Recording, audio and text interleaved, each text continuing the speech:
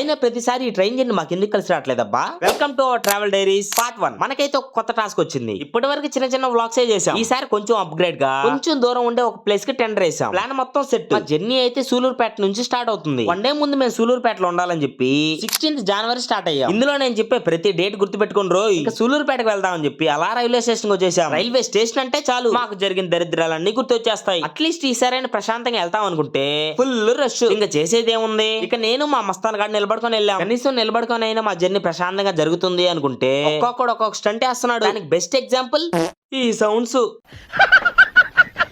ఈడెవడో గానీ ఏకంగా గేమ్ చేంజర్ మూవీ చూసేస్తున్నాడు.